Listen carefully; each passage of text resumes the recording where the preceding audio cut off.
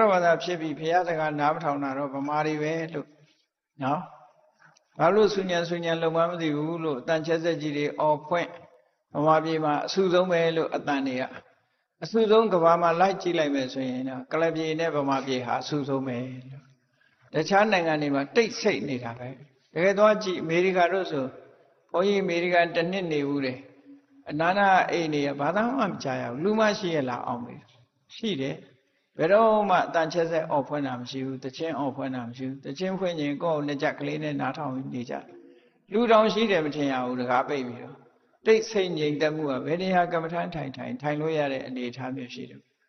အမေရိကန်မှာဆိုကြားတဲ့အတန်လေးကဘာလို့ဆိုကားဟွန်းတာမကြားရဘူး emergency ambulance ကားတာပဲကြားတယ်တခြားဘာမှမကြားဘူးငြိမ်တာအဲ့ဒါလေးတခုပဲကြားအေးစူပါမားကတ်တွေဝင်သွားလိုက်ရင်လည်းငြိမ်နေကြတာပဲကိုလို့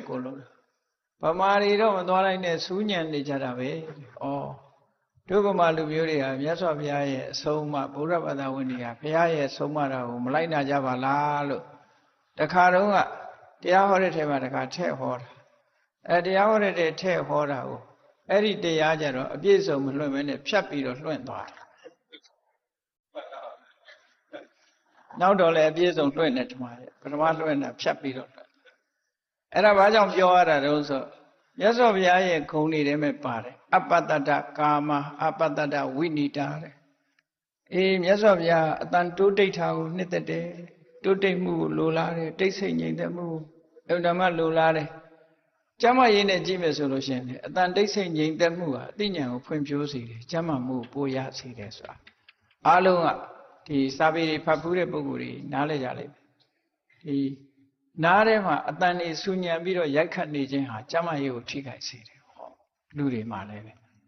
ထိခိုက်စေတယ်အဲ့ဒါကြောင့်မလို့တိတ်ဆိတ်ငြိမ်သက်တာဟာအလွန်ကောင်းတယ်နော်တန်ချဲဆက်ကြီးတွေအော်ဖွင့်တာဘုန်းကြီးတို့ဘယ်တော့မှဒါကြီးတွေရက်ခိုင်းမှမလဲလို့ပဲဆူတောင်းရုံပဲဆူတောင်းနိုင်ပါတယ်